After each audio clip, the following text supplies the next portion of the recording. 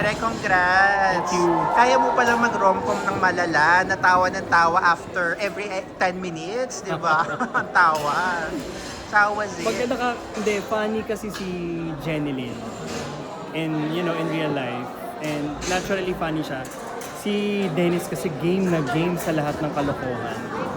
Alam mo yun, kung ano yung TikTok persona niya. Ganun eh. Ganun si Dennis eh. So, happy na binibigyan nila ng ibang buhay yung character, yung script, and yung eksena. Si Sam din. Yeah, kasi ang directive ko naman lagi is to really make it as real as possible and they have to believe in it. Diba? Kasi pagka hindi ka naniwala, hindi mo yung magagawa. Pero dahil magaling silang actors, kaya nilang ibigay. Kaya nakakatawa yan, nakakaiyak, nakakakilig. Gano'n ka-faithful tong adaptation nyo, Direk? Medyo hindi na ganon ka-faithful except for the premise na merong lalaking hindi niya kayang gumawa ng anything para hiwalayan yung asawa niya. And I think marami kasing Pinoy na ganon. Lalo na sa atin, di ba, yung mga lalaki hindi marunong makipag-usap. May problema, so yung iba idadaan sa bisyo or idadaan sa ano. Pero dito wala namang bisyo yung character ni Dennis. So, Pinoy original na siya. Even the scenarios, kung paano siya tumakbo yung kwento, very Filipino siya, grounded. First of all, Direk, congratulations. Thank you, Vito. Ang ganda-ganda.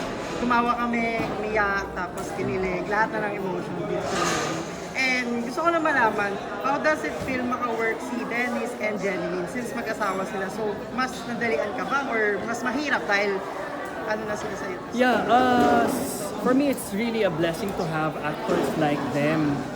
Jenny Lynn, I've worked with her before and it was always easy, it's always fun as I can remember.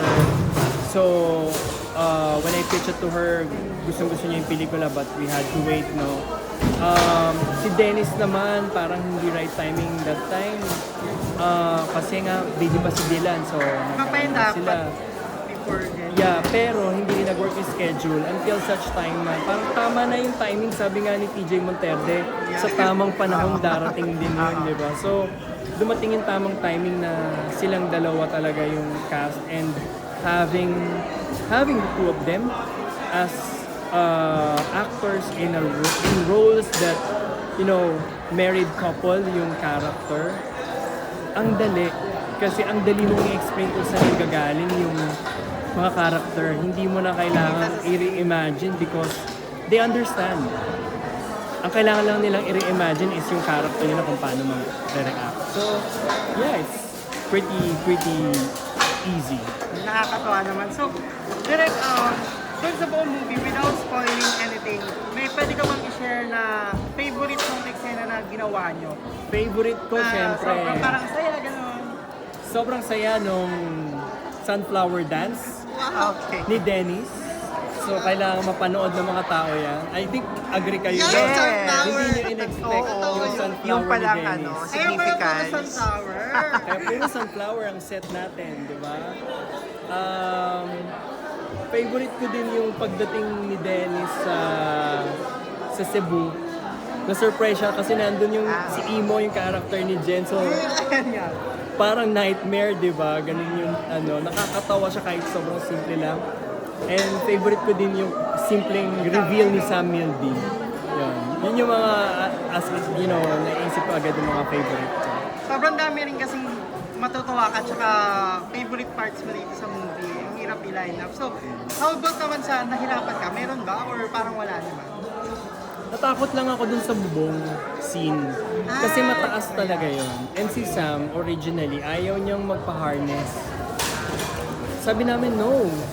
Hindi talaga pwede. No, I'm okay. Sabi, tapos ang lamig-lamig dun sa location namin.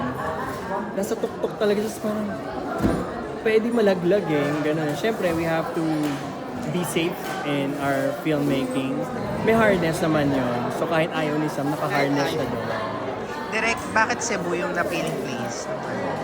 Kasi maganda ang Cebu, di ba? And yung part ng Cebu na to na pinakita namin, hindi siya yung usual na nakikita mo sa sine kasi nakikita mo Magellan's Cross, di ba? Or yung mga signature beautiful places. Ang dami pang magagandang lugar sa Cebu. And we feel like iba rin yung itsura ng Cebu. Parang city siya, pero mayroong sense of culture, di ba? Yung pagkain nila, yung mga tao magaganda, di ba? Alam natin, mga guwapa ang mga Cebuano, di ba? Saka mga lami, oh. Yun, so, Cebu is perfect kasi there's so much to see. There's so much to feel and experience in that province. And this one, direct, sobrang successful ng naging rom-com mo. Galing mo pala din gumawa ng rom-com na movie. So, are we going to expect na magkakaroon ka pa ng maraming rom-com or like same genre? Sa akin naman, kung ano yung strong feelings ko about the story, yun yung gagawin ko. So if there is a really good story that will spring out from either my imagination or from my team's imagination, why not? Why not? Kasi it's easily something that, you know, that people would always want to see and experience. Yung bang gusto nilang makaramdam, gusto nilang kiligin, di ba? I mean, hindi siya, it seems like sa Pilipinas parang it works. It works because people love to be loved. People always look for love. And that's who we are as Filipinos.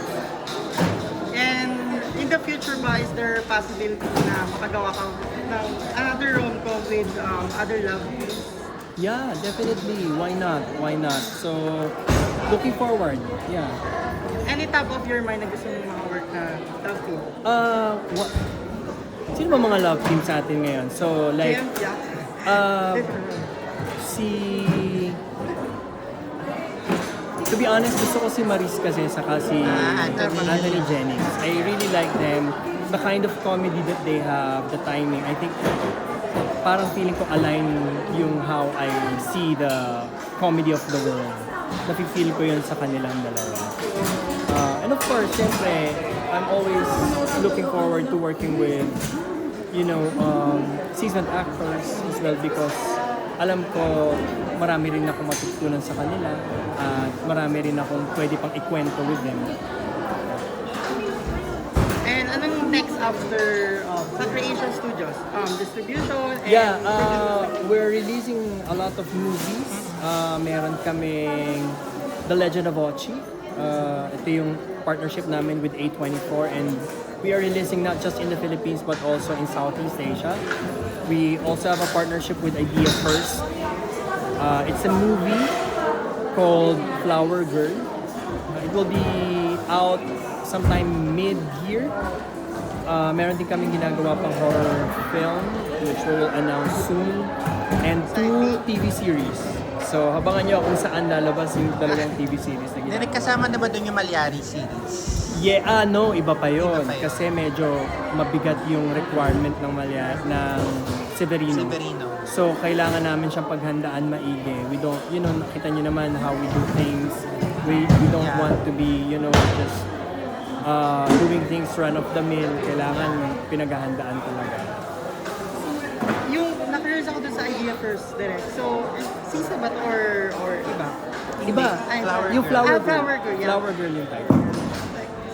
Meron na po bang details na pwedeng i-share? Parang nirelease na siya ng Idea First, yung some teaser si Sue Ramirez, ang bida, and also si Martin Del Rosario, yung kasama niya. Kung gusto niyong kiligin, ma-in love, masaktan, at syempre mag-heal, di ba? Bumangon mula sa sakit ng pagmamahal. Please watch Everything About My Wife starring Dennis Trillo, Samuel D. and Miss Jeneline Mercado. Showing na! Punta na sa sinihan.